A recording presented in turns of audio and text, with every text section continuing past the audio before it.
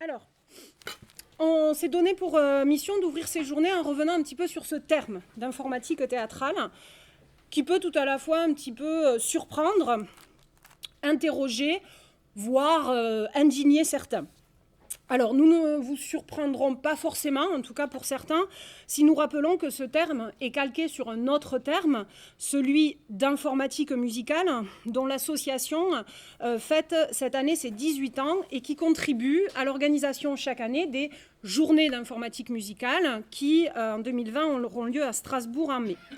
D'ailleurs, la présidente de cette association, Myriam de Sainte-Catherine, nous fait le plaisir d'assister aux journées, de participer à la table ronde qui viendra donc clôturer ces gîtes vendredi après-midi. Il y avait donc un précédent qui avait donné à une discipline qui était déjà en plein essor une forme de visibilité académique. Si l'on pouvait donc imaginer s'engouffrer dans une telle filiation, rien de comparable toutefois n'est en germe sur notre champ artistique qui est celui du théâtre. L'informatique théâtrale, comme telle, n'existe pas et je n'ai jamais entendu un artiste s'en revendiquer. Je ne suis pas en train de dire qu'il n'y a pas d'informatique au théâtre, mais en tout cas, cette expression revendiquée comme telle est assez peu fréquente, voire inexistante. Donc pourquoi choisir ce terme ? Pourquoi pas d'autres termes plus en vogue et peut-être plus compréhensibles, plus partagés, partageables, comme scène et numérique ou théâtre et nouveaux médias. Est-ce que c'était par manque d'inspiration, par goût de la provocation, Rémi ? Alors là, je dois tout de même avoir l'honnêteté de dire que l'idée originale du terme revient à Rémi, qui me l'avait soumise dès les débuts de notre collaboration, donc il y a à peu près 2 ans maintenant, et que j'ai mis, je l'avoue, un peu de temps à me laisser convaincre, parce que justement, pour moi, au début, le terme résonnait d'une manière assez étrange et posait pas mal de questions. Mais depuis, j'ai soupesé la nécessité de cette expression, sa légitimité et justement la pertinence des questions qu'elle ouvre. Alors en effet, si les relations entre scène et technologie sont aujourd'hui largement documentées, rappelons qu'elles ne font l'objet d'études approfondies et spécifiques que depuis les années 2010, en tout cas dans l'ère francophone, parce que là aussi on a une petite particularité en France de retard sur certains de ces domaines, comme en témoigne donc la bibliographie évidemment non exhaustive qui s'affiche derrière moi. À cette bibliographie, il serait nécessaire d'ajouter les nombreux colloques universitaires ou professionnels qui ont pu se tenir à intervalles réguliers sur des questions relevant d'une informatique appliquée au théâtre. Alors je vous en cite quelques-uns, auxquels d'ailleurs certains d'entre vous ont participé. Des images habitables, art de la scène et 3D en 2013, organisé par Clarisse Bardiot à Valenciennes. Masques technologiques, altérités hybrides de la scène contemporaine organisée par Giulia Filacanapa et Erika Magris en 2017. Et puis un colloque plus professionnel organisé par la CFPTS en 2018 à Bagnolet, spatialisation du son pour le spectacle vivant. Alors en parcourant ces événements, en lisant les présentations de ces événements et ces publications, on constate que les expressions les plus fréquemment retenues sont technologie numérique, médias, intermédialité, hypermédialité, augmentation technologique, environnement numérique, ou alors des termes plus spécifiques tels que 3D, spatialisation ou interactivité. L'informatique, qui sous-tend toutes les techniques évoquées dans ces publications et manifestations, semble ainsi être le grand absent de ces intitulés et n'y est donc que très rarement mentionné comme tel. Dans l'introduction de l'ouvrage collectif Inventing the Medium, Janet H. Murray rappelle à quel point le terme de nouveau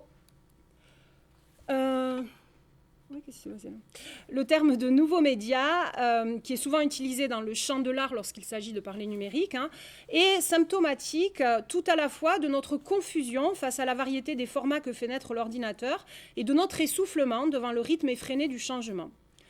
Intitulé un colloque « Journée d'informatique théâtrale », imposait ainsi, à mes yeux, de revenir comme à l'intérieur de la machine, tout en n'hypothéquant pas la multiplicité des formes que les sciences informatiques sont susceptibles de faire naître. Revenir au fondement, savoir de quoi l'on parle ensemble, de langage informatique et de ses effets possibles, contraintes, etc. Initier ce temps de rencontre, d'échange pour une communauté bien réelle autour des problématiques, des questions, des difficultés que soulève l'association au sein d'un même projet artistique ou universitaire des sciences informatiques et de la pratique théâtrale nous semblait donc une évidence. On pouvait même s'étonner que ce lieu-là n'existât pas encore, et c'est donc l'une de nos premières ambitions avec ces gîtes, et je suis très heureuse que Antoine, Gretchen, Alice en soient fait le relais, pérenniser un espace, parce qu'on espère bien que ces gîtes sont des premières gîtes, et un lieu où peuvent se retrouver ingénieurs, artistes et universitaires autour de problématiques et de défis communs. En cela, il me semble aussi qu'il s'agit de tourner le regard vers les pratiques professionnelles et leurs usages, plus encore que vers les effets esthétiques, qui sont, là aussi, vous avez vu la bibliographie succincte, les colloques, qui sont quand même relativement bien documentés. Et d'ailleurs, nombre de communications proposées au cours de ces 2 journées et demie sont le reflet de cette préoccupation, puisqu'elles relèvent sont le reflet de cette préoccupation parce qu'elles viennent plutôt aborder, parler de logiciels de scénographie, de mise en réseau des outils de travail, d'adaptation des langages professionnels. Et finalement, ce n'était pas tant un choix initial de notre part qu'un effet de l'appel à communication et, il me semble aussi, du titre de ces journées. Donc j'ai parlé d'informatique, mais pourquoi théâtral? Pourquoi pas scénique? Pourquoi pas l'informatique pour le spectacle vivant? Si l'emploi du terme informatique peut à certains égards paraître un petit peu désuet, celui de l'adjectif théâtral serait carrément décalé à l'heure de l'intermédialité triomphante, comme le rappelle d'ailleurs le titre d'un excellent ouvrage de Jean-Marc Larue et Giusy Pisano. Ici, les appellations génériques art et nouveaux médias, ou un petit peu plus spécifique, scène et technologie numérique, dominent largement le champ scientifique et artistique. Alors que certains commentateurs et commentatrices affirment qu'il est devenu aujourd'hui impossible de catégoriser les formes scéniques, de s'en tenir aux vieilles disciplines que sont la danse, la musique, la performance, le théâtre ou le cirque, nous avons donc fait le choix d'affirmer une spécificité disciplinaire au risque de restreindre le champ artistique. C'est que précisément, et Antoine y a fait allusion, l'histoire des relations entre les arts et les nouveaux médias, à force d'ausculter cette histoire-là, il nous est apparu que le théâtre a fait preuve, on le sait aujourd'hui notamment grâce par exemple aux travaux justement de Giusy Pisano et Jean-Marc Larue, le théâtre a fait preuve d'une résistance peu commune à l'intégration des nouveaux médias à sa pratique. Cette remarque appellerait de nombreux développements et de nombreuses nuances, mais cette résistance, elle a eu des effets réels dans la pratique théâtrale qui sont observables. Elle a retardé clairement l'intégration de certains médias à la pratique théâtrale, notamment par exemple l'intégration de certaines technologies sonores. Et donc cette résistance du théâtre à ça, elle nous semblait justifier en partie de s'intéresser spécifiquement à un champ disciplinaire plutôt qu'à plusieurs. D'autres facteurs plus endogènes, tels que par exemple la question de la textualité, qui n'est évidemment pas inhérente et exclusive au théâtre, mais qui en tout cas au théâtre fréquemment y occupe une place de choix, venaient encore renforcer cette décision.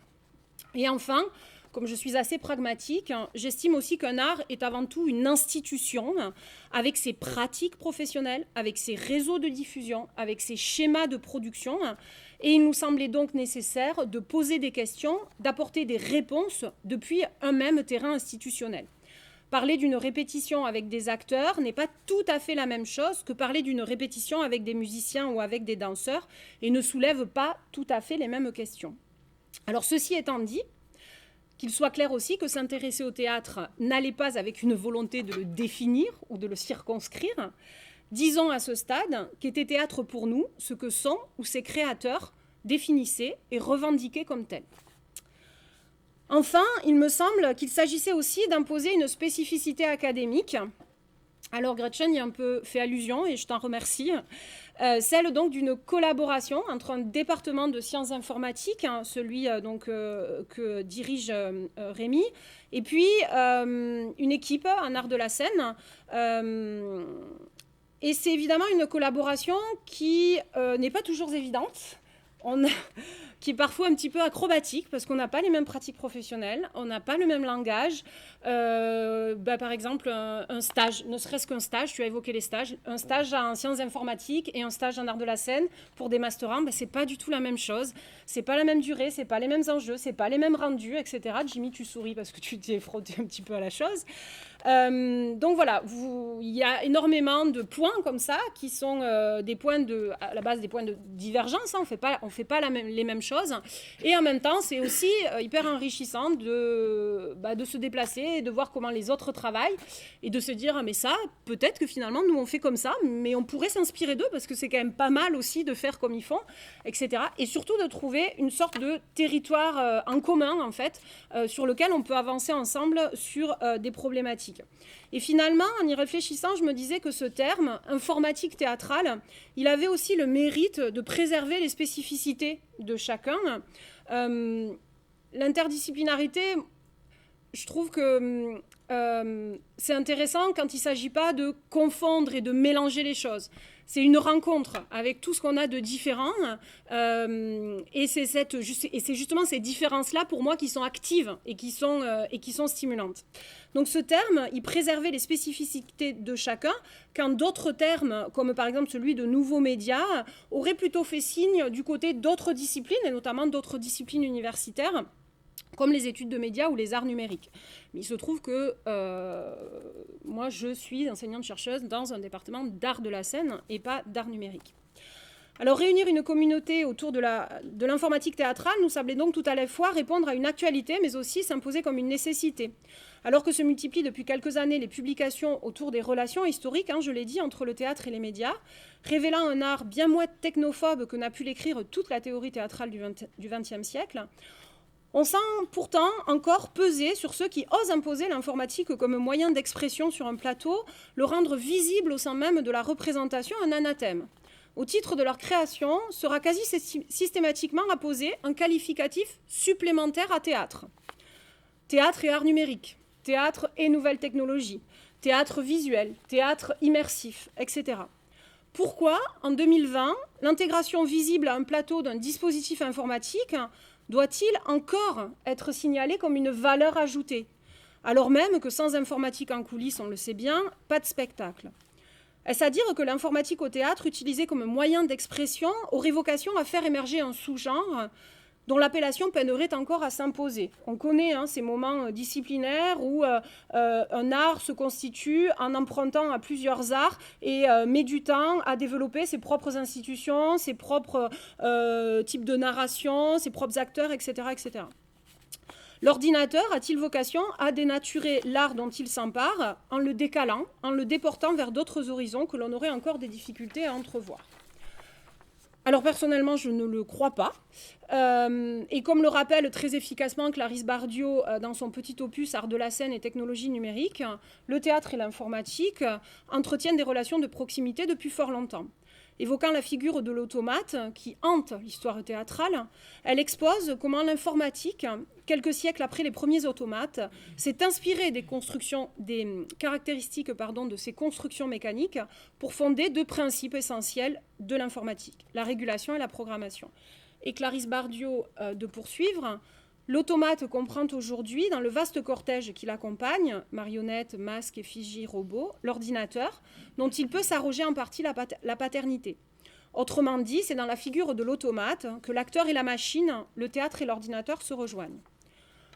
Voilà qui est donc dit. Les relations entre théâtre et informatique ont donc toujours existé.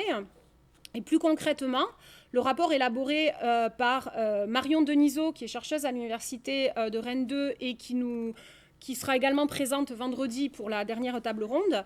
Donc le rapport qu'elle a élaboré avec Christine Peter, à la demande notamment du ministère de la Culture, en 2016, a démontré, s'il le fallait encore, que le milieu du spectacle vivant était, je la cite, bien engagé dans la révolution numérique, et ce dans tous ses domaines d'activité, et que le présupposé de retard n'était donc pas fondé.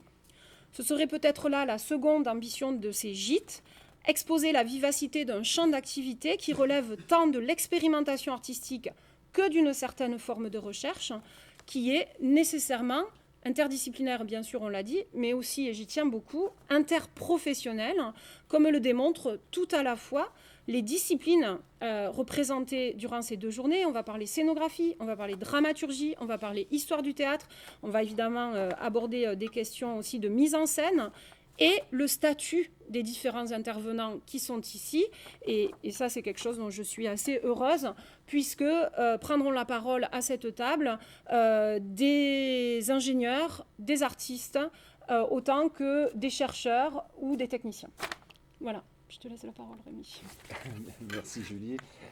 Alors, difficile de poursuivre après un exposé aussi brillant et que j'apprécie et que je soutiens complètement. Je voulais apporter quelques éclairages un petit peu complémentaires et puis parler un petit peu des précurseurs de cette manifestation et de cette discipline, et en particulier dans le monde anglo-saxon.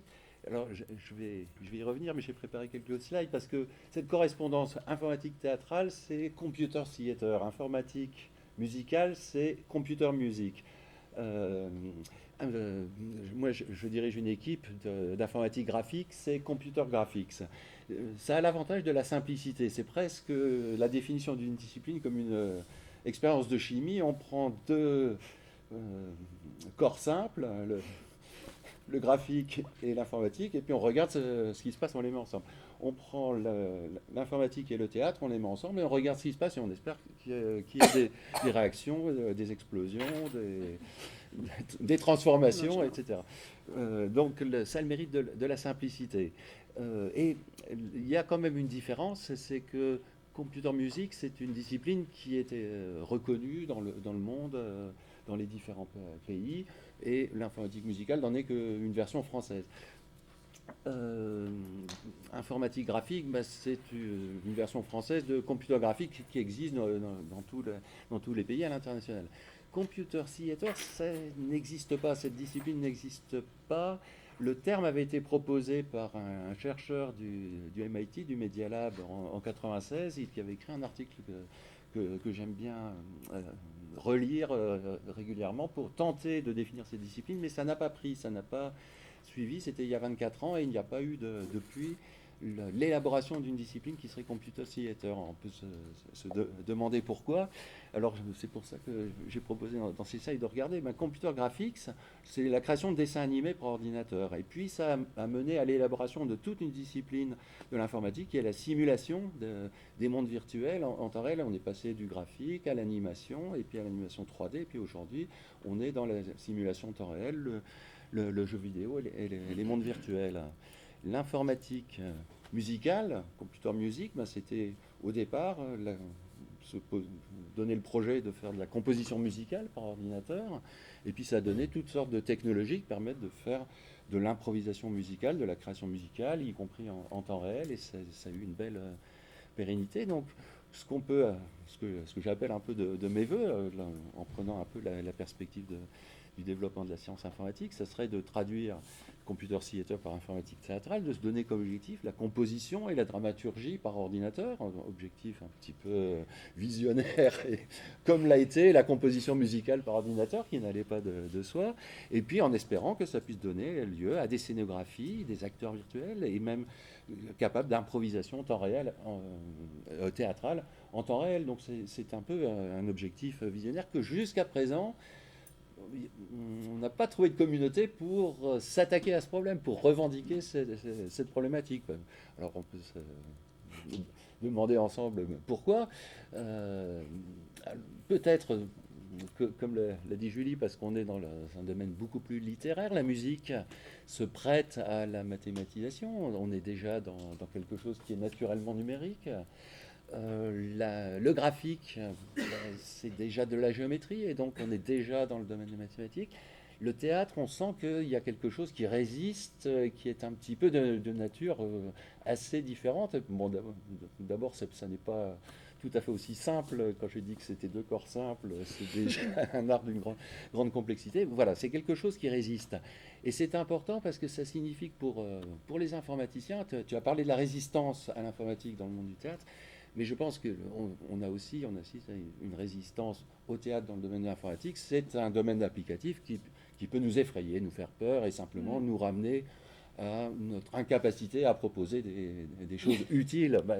Voilà, quel peut être l'apport de la science informatique au théâtre. Ça n'est pas tout à fait si évident.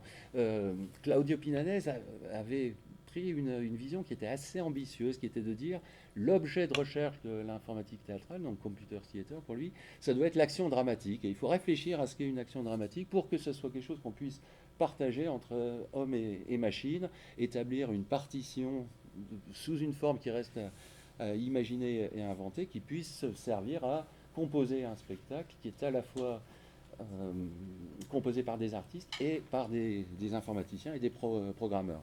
C'est un programme de recherche d'une grande ambition, évidemment, mais on peut l'embrasser avec un petit peu de prudence. Par ailleurs, il y a aussi des réalisations, l'utilisation qui est plus celle des artisans du théâtre et qui font appel à l'informatique et pour proposer des outils. Et je pense qu'on est un petit peu entre les deux. Alors j'ai ajouté à ma courte présentation quelques défis. Oui, parce que à l'INRIA, depuis quelques années, on s'est posé cette question. Comment faire quels sont les défis scientifiques qui se posent et qui rendraient utile la création d'un axe de recherche dans cette direction.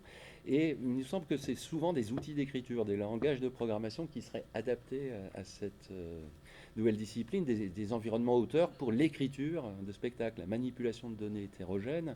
Spectacle de théâtre, c'est un mélange de tout, c'est un art total, musique, parole, animation, geste, même partition scénique, c'est un grand enjeu pour nous. L'interactivité, puisqu'il faut pouvoir interagir, c'est un art vivant, temps réel, et donc les questions d'interactivité restent très difficiles. Il faut que les programmes qu'on met sur scène, les éléments programmables qu'on a mis sur scène, aient une capacité d'interaction avec les autres acteurs du spectacle. Et là, il y a beaucoup de difficultés techniques à résoudre.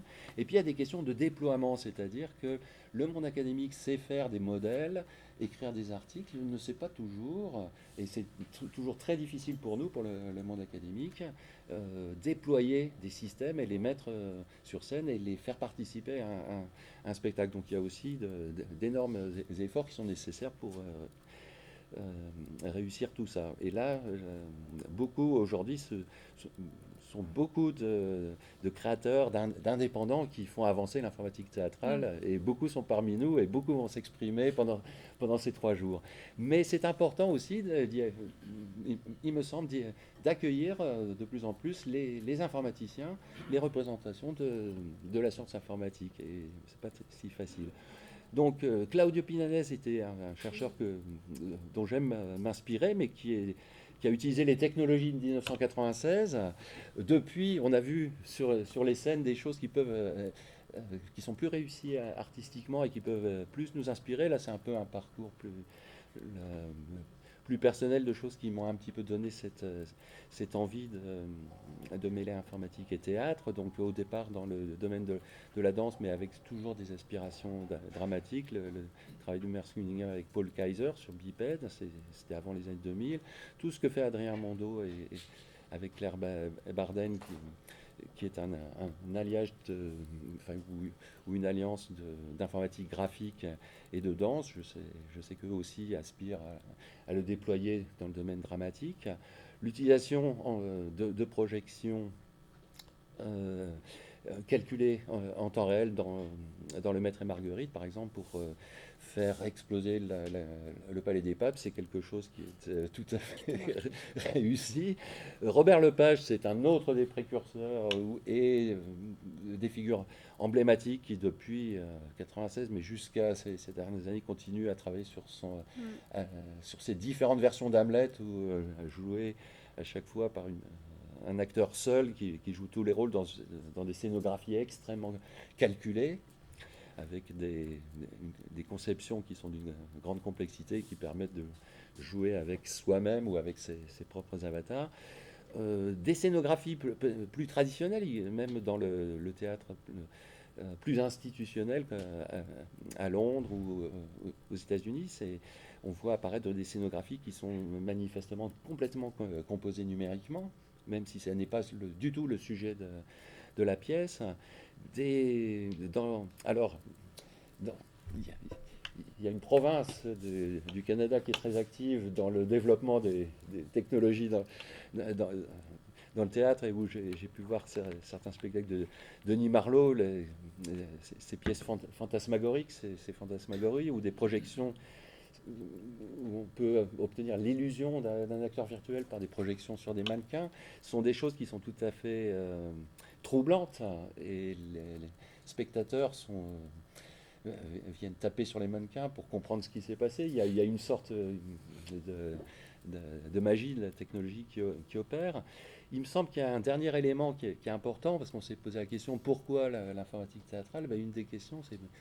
Donc, on a vu que ça ne va pas de soi, ça ne prend pas immédiatement. Donc, on pourrait se demander aussi pourquoi maintenant. Est-ce qu'il y a aujourd'hui une meilleure opportunité pour développer cette science? Et il me semble que la réalité virtuelle est quelque chose, la disponibilité de technologies nouvelles, plus facile à déployer, plus répandue dans le monde de la recherche, renouvelle un petit peu la réflexion. Et donc, dans certains lieux, donc depuis très longtemps, Marc Riné à l'Université du Kansas travaille sur la réalité virtuelle et le théâtre, dans des dispositifs extrêmement complexes.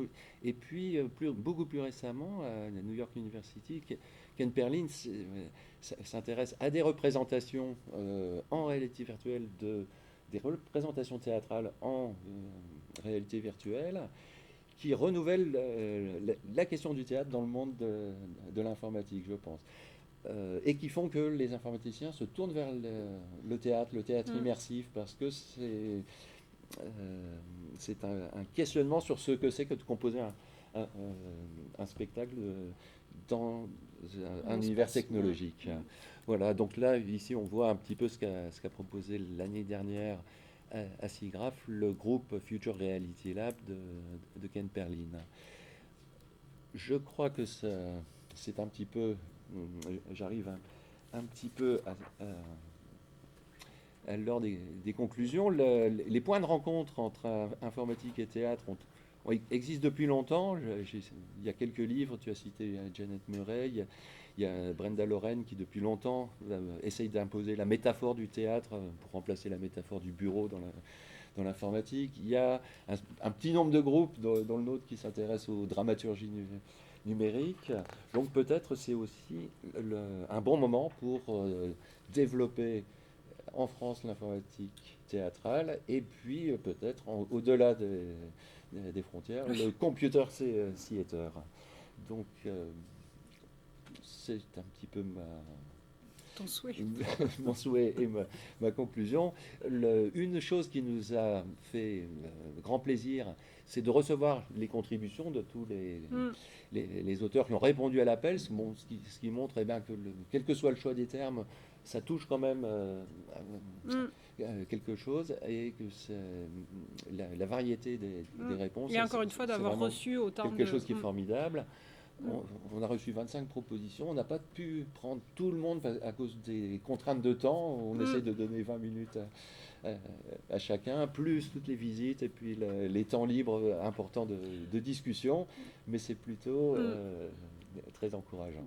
Donc, oui, merci à tous d'être là. Bonne journée, et on va enchaîner immédiatement avec la première table de ces gîtes. Voilà, Robert, si tu veux bien, avec...